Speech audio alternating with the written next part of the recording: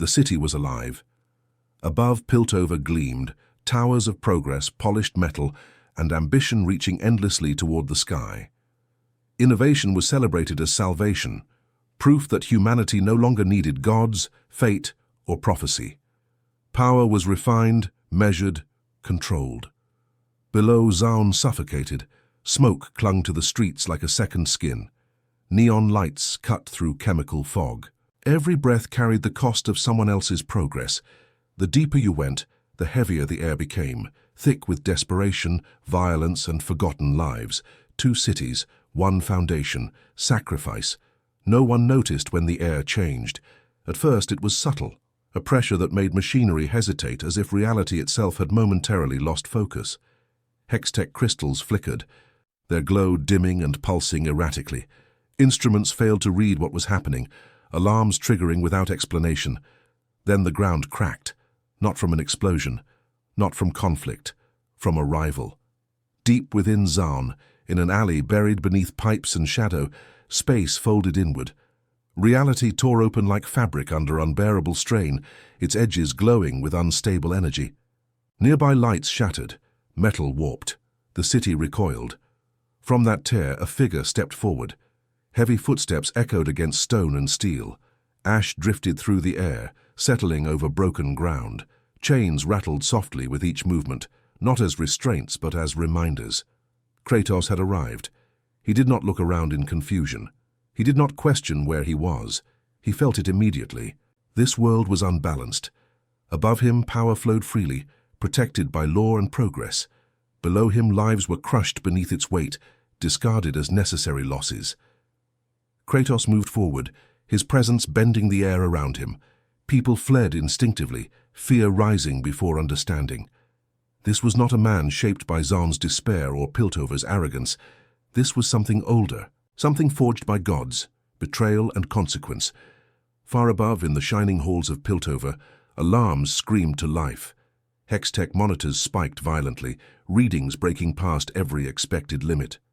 Jace stared at the data, disbelief tightening his chest. "That's not possible," he said. "There's no energy source there." Victor felt it before logic could catch up. Not a technological anomaly, but a disruption in the natural order. "This isn't machinery," he said quietly. "This is force." Down below, Zaun reacted the only way it knew how, with chaos. Enforcers mobilized, gangs armed themselves. Rumors spread faster than fire, a weapon, a monster, a living disaster walking through the Undercity. Violence simmered, ready to erupt. Kratos walked through it all untouched. He watched people fight over scraps. He saw children shaped by neglect and men hardened by systems that fed on them. He recognized the pattern instantly. Different names, same lie. Power built on suffering always demanded more. In Piltover, a decision was made. If this anomaly threatened the balance, Fed had to be controlled. Jace descended into Zaun with armed escorts, Hextech weapons glowing with restrained authority. They found Kratos standing at the edge of a collapsed street, looking upward, not in awe, but in quiet judgment. "Stand down," Jace commanded. "You're causing instability. You don't belong here." Kratos turned slowly. His eyes met Jace's, not with rage, but with understanding sharpened by experience. "You built power without wisdom," Kratos said, "and now it feeds on those beneath you." Jace hesitated. There was no threat in the words, only truth. Before he could respond, the ground shook violently. A massive explosion tore through a nearby facility as volatile chemicals ignited, the result of systems pushed beyond their limits. Zaun burned. Screams filled the air. Kratos moved without hesitation. He crossed the distance in an instant, pulling survivors from collapsing structures, shielding them with his own body as fire and debris rained down. Enforcers froze, weapons lowering as they watched a being they couldn't classify, protect the people their city had abandoned long ago. From the shadows, a familiar figure observed in silence. Zilko, not with fear, with interest. A force like this could tip the balance of everything. Above them all, Hextech reacted violently to Kratos' presence, crystals resonating at unstable frequencies, as if the city's greatest invention recognized something it was never meant to face. This world believed power could be engineered, that control could be perfected, that gods were obsolete. Kratos had arrived to test that belief, and Piltover and Zaun were about to learn the cost. If you want to see how Kratos' presence reshapes this divided world and what happens when power meets consequence, make sure to like the video, subscribe to the channel, and tell me in the comments whose side you think will fall first. This is the Kratos effect. The fire spread faster than Piltover's systems could contain. What began as a localized explosion rippled outward through Zaun's infrastructure, igniting unstable compounds and collapsing aging structures. Sirens wailed uselessly. Enforcers struggled to maintain order as panic turned streets into battlegrounds. Kratos stood at the center of it, not as the cause, but as the only constant amid collapse. He carried the wounded through smoke-choked alleys, placing them beyond the reach of falling debris. His movements were precise, efficient, born of centuries spent navigating war zones far crueler than this. Each life saved deepened the unease of those watching. This was not how power behaved. In Piltover, Victor watched the feeds in silence. Hextech readings fluctuated violently whenever Kratos moved, spiking beyond theoretical limits. "He isn't drawing power," Victor said. "He's displacing it." Jace clenched his fists. "Then why is everything breaking around him?" "Because the systems were already breaking," Victor replied.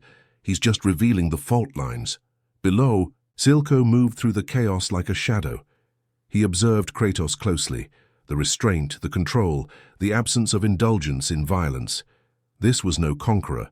This was something worse, a force that did not seek power, but exposed its cost.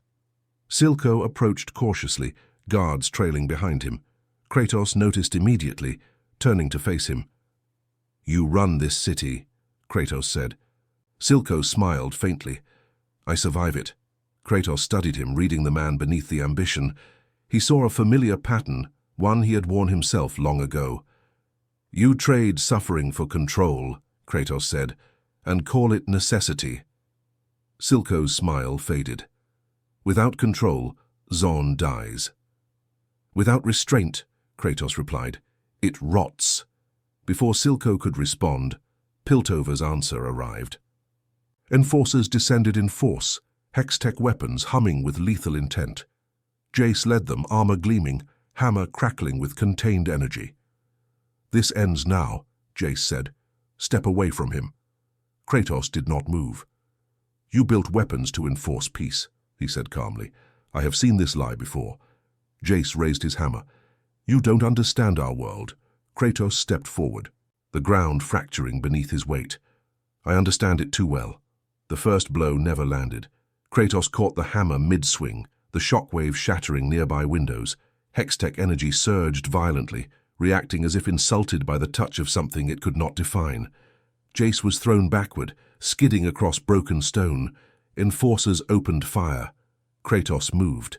He deflected energy blasts with his forearms, redirected others into empty streets, never striking to kill. Each motion was deliberate, controlled, terrifying in its restraint.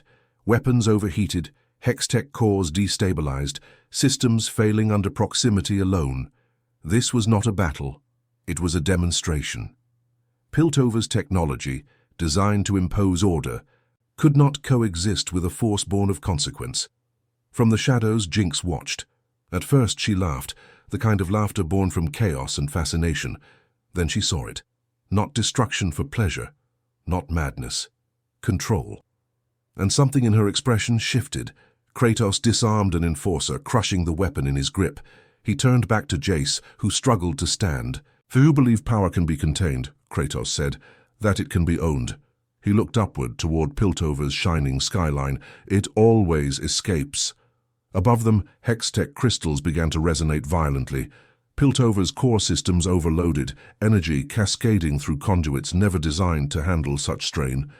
Victor's voice cracked through the comms. "Jace, pull back. The network is destabilizing. If this continues..." The warning came too late. A massive surge tore through the city, blacking out entire districts. Piltover went dark. For the first time, both cities shared the same sky. Silence fell. Kratos turned away from Jace and Silco alike, gazing at the flickering horizon. He felt the truth settling into the world. This place did not need domination. It needed reckoning, and it had only just begun. The blackout changed everything. Piltover had never known darkness like this. The city built on light, precision, and calculation stood silent, its towers reduced to hollow silhouettes against the night sky. For the first time, Zaun looked upward and saw no glow of superiority above them. Both cities were equal now, and neither knew what to do with it. Kratos stood at the boundary between them, feeling the tension ripple through the world. Fear spread faster than fire. Without systems, without control, people revealed who they truly were. In Piltover, panic set in. Citizens demanded answers. Enforcers scrambled without coordination. The faith placed in technology cracked, exposing how fragile order truly was. Jace watched the city from a darkened balcony, his hammer resting uselessly at his side. Everything he had built, every promise he had made, had depended on control, and it had vanished in moments. "This is my fault," he said quietly. Victor stood beside him, leaning heavily on his cane. His breathing was shallow, strained. "No," Victor replied. "It's the flaw we ignored. We believed progress could replace wisdom." Below, Zaun reacted differently. Without Piltover's watchful eye, power shifted instantly. Gangs moved to claim territory. Old scores resurfaced. Violence erupted where fear found opportunity. Silco saw it clearly. This was the moment he had always prepared for, the collapse of Piltover's illusion. Yet something felt wrong. The chaos did not feel like victory. It felt exposed. Kratos walked through the streets as Zaun tore at itself. He intervened when lives were about to be lost, stopping violence with terrifying ease, breaking weapons, separating fighters, forcing silence with presence alone. Some knelt, some fled, some stared in disbelief. He was not choosing sides, he was judging them all. From the rooftops, Jinx followed him, curiosity burning brighter than fear. She had seen monsters before. She had become one in her own way. But this was different.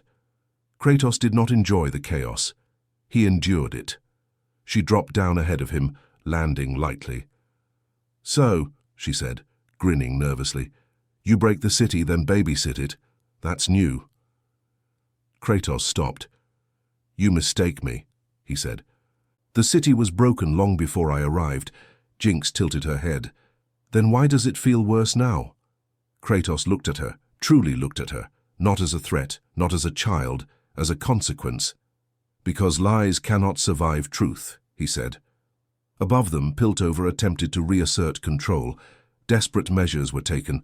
Emergency Hextech reactors were brought online, unstable and rushed. Jace authorized it against Victor's warnings. "If we don't restore order," Jace said, "we lose everything." Victor closed his eyes. He had seen this moment in 1,000 variations. "Then you will lose it anyway," he whispered. The reactors ignited. Hextech screamed. A shockwave rippled across the city, reality bending under the strain.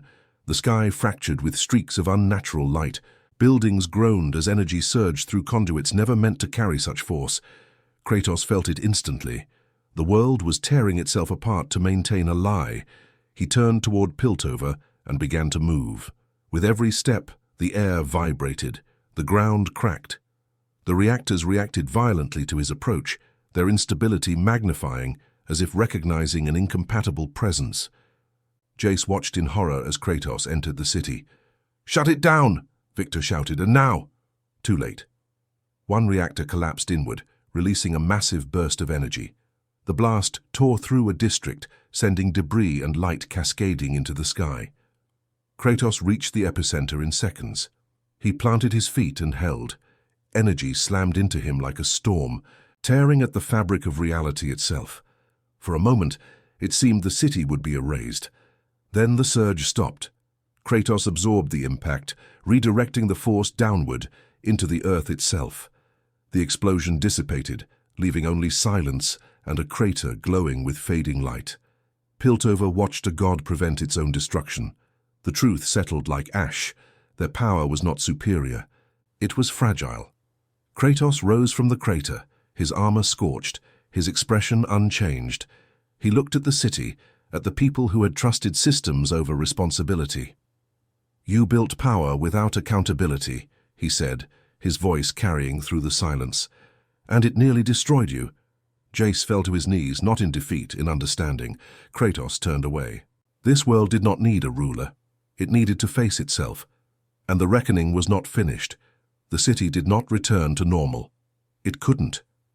Piltover restored its lights within hours, but the glow felt different now. Less triumphant, more cautious. Systems were repaired, conduits replaced, hextech stabilized, yet every calculation carried a quiet fear of what had been exposed. Zaun did not erupt into celebration either. For the first time, silence lingered longer than violence. People looked upward without hatred and inward without illusion. The chaos had not vanished, but it had been interrupted, long enough to be noticed. Kratos was gone. And yet, his presence remained everywhere. Jace stood before the council chambers, staring at the city he once believed he understood. Power no longer felt like an achievement. It felt like a responsibility he had nearly failed. "We can rebuild," a councillor said. "Stronger systems, better safeguards." Jace shook his head. "No," he replied. "We rebuild differently." Below, Victor worked alone, dismantling parts of the Hextech core, not destroying it, but reducing it, limiting what it was never meant to control. "Progress without restraint," he murmured, "is just another form of violence." In Zaun, Silco watched the city breathe. His grip on power remained, but the certainty was gone. Kratos had not overthrown him. That was the cruelty of it. He had forced him to see himself. Jinx sat atop a rusted tower, legs dangling over the edge. The noise of the city felt distant. She replayed the moment over and over. The explosion, the sky, the god who had stepped into chaos and left it behind without claiming it. He hadn't saved the city for her. And somehow that mattered more. Days passed. Piltover and Zaun began talking, not as equals, not yet, but as survivors of the same mistake. Deals were rewritten, boundaries questioned. The bridge no longer felt like a symbol of division, but of unresolved truth. And somewhere beyond their world, Kratos walked alone. He did not carry trophies. He did not claim victory. He carried weight. Another world tested. Another truth revealed. He had not come to dominate Piltover and Zaun, but they would never forget the cost of believing they could dominate each other. That was the Kratos effect. Wherever he walked, systems trembled. Wherever he stood, lies collapsed. Not because he sought destruction, but because destruction followed unchecked power. The world had survived him, barely. And in that survival, it had been changed. This story ends here. But the question does not. What happens when Kratos steps into another world built on fragile balance? Another system convinced it has mastered power? Another reality that believes it is ready for a god shaped by consequence? If you enjoyed this story, make sure to like the video and subscribe to the channel. It helps the Kratos effect reach new worlds. And tell me in the comments, which universe should Kratos enter next? Your ideas may shape the next story, because Kratos does not arrive to rule the world, but the world never survives unchanged.